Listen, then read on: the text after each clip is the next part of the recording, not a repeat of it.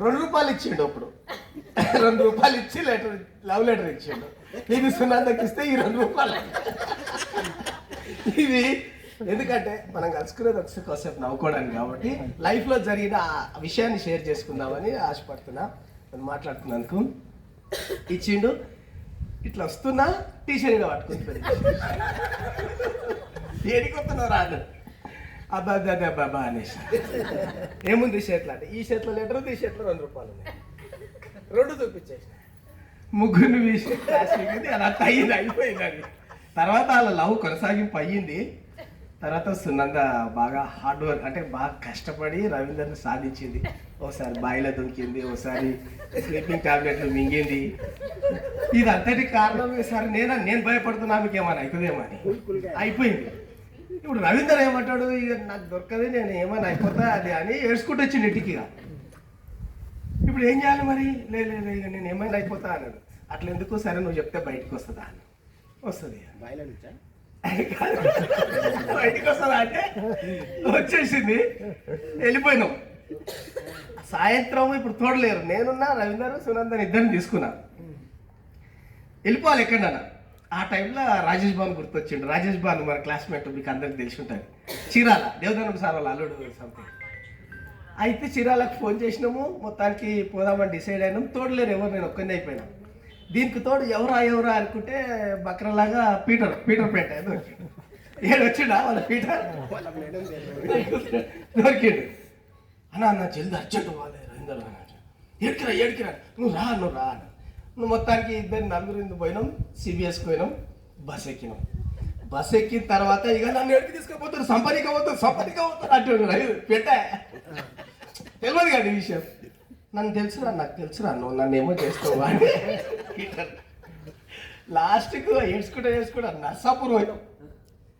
నర్సాపూర్లో నక్సలైట్ల combing కోసము కుక్కలా పట్టుకొని పోలీసు వాళ్ళకి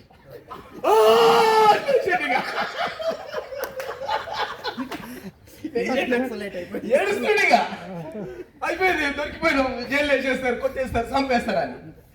ఏమో నోరు పోయినా నేను నాకు తెలుసు నాకు చెప్పనికి వేసినావా ఏడు సునంద భయపడుతుంది. వాళ్ళు వచ్చారు, పోయి ఆ కుక్క వచ్చి అనుకుంటా పీట దగ్గర నిలబడ్డది. అది ఏం కాదు అంటే సార్ డ్రైవర్ అడిగిండు. సార్ ఎందుకు సార్ అంటే నక్సల్స్ వచ్చిందని డౌట్ వచ్చింది, కూంబింగ్ కోసం వచ్చినాం సార్, ఎవరు లేరు పోరి అంటే అప్పుడు కూల్ అయిపోయి ఆడిపోయిన తర్వాత చీరాలకు పోయిన తర్వాత కరెక్ట్గా 3 గంటలకు తెచ్చిండు. అడ్రస్ తెలియదు, ఫోన్ లేదు, ఛార్జింగ్ లేదు. నైట్ 3 గంటలు, తెల్లారుజామున ఎటు వెళ్ళాలో తెలియదు. ఇక లాస్ట్కి వస్తే ఎక్కడికి రావాలని ముందు చెప్పినాం. ఆడవాళ్ళు గుర్తొచ్చింది కాబట్టి ఒక రిక్షాను పట్టుకొని నాగార్జున కాలేజీ అని చెప్పినాం. అయిపోయింది. నలుగురం అడ్జస్ట్ అయినాం ఒక రిక్షాలోనే. బాబా కష్టపడి తొక్కాడు, సునంద అడ్జస్ట్ అయింది. మేము నలుగురం అమ్మ గుర్తొస్తుందా అని పోయినాము. ఆడిపోయిన తర్వాత తెల్లారి గట్ల 5 గంటలకు చేరుకొని అమ్మయ్య వచ్చినాం రాని యథార్థంగా వండుకున్నాం. వాళ్ళు ప్రహరీ గోడ ఉంది, ఈ ప్రహరీ గోడ చాటు వండుకున్నాము. తెల్లారి లేచి చూసిన పక్కనే పోలీస్ స్టేషన్. మళ్ళా భయపడేది పీటర్ ఈడ పట్టుకుంటారు ఆ పోలీసు వాళ్ళని.